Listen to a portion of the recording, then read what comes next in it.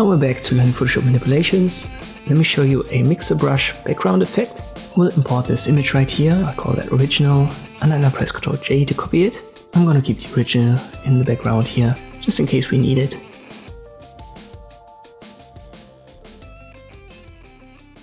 Then right click outside of your canvas, show the contextual text bar and remove the background. Switch to the layer.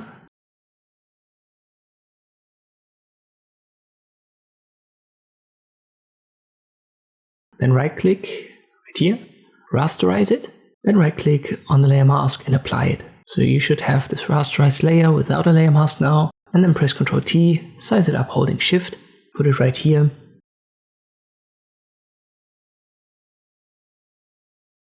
That's our starting point. Let's create a radial background here. So the white element here is our background for now.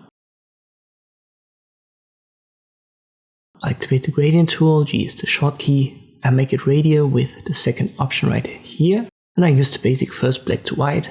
We start on the same page, left click drag on the BG layer. This adds a gradient fill right here. And now we need the properties for it. If you can't see that, go to Window, click on Properties.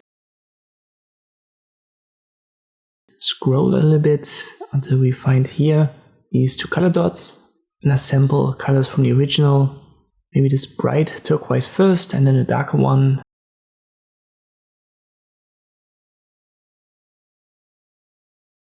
Now let me stick to the dark blue. And then readjust the center position a little bit.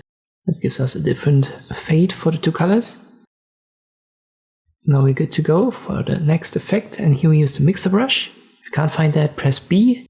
And then you have the toolbox, just right click on it. And you can select the mixer brush tool. First up, you want to have dry heavy load as a preset selected, and this icon should be checked. This is for reloading the brush after each stroke. Make sure it's highlighted if it isn't, just left click on it. And now you want to set your brush to hard rounds and adjust the size for sampling first. Let me make that 50 for now. We are on this original copy layer and I hold Alt and left click. You can see here the color swatch changes at the top. So it now samples a specific area of the sweater. And even if I click on the skin, you can see that up there. Let me make that a bit bigger. You have to find a good size.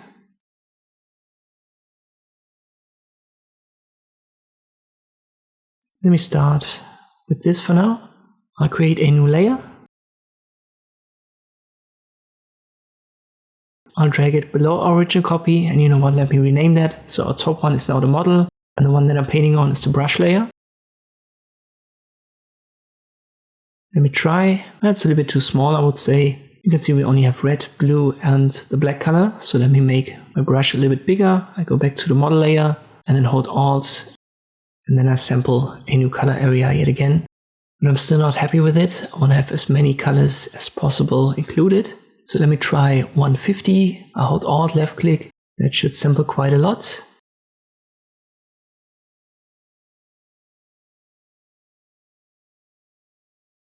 And I'm way happier with this, so we're gonna go with that. So to paint now, you can adjust the size. It doesn't matter if you size it up, because we have used 150 just for the sampling, and now for painting 250, we have this color basically stored as the load.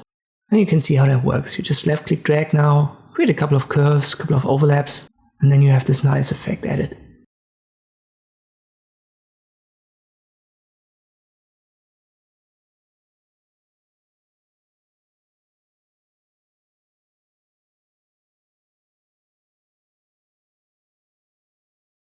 You can also see why we've put the brush layer below the model layer, and always press Ctrl Z and then try again if you're not happy with the results until you find something that you like. On this, I can create these mixer brush backgrounds in Photoshop. I hope this video was helpful. Thank you for watching, and I'll see you next time.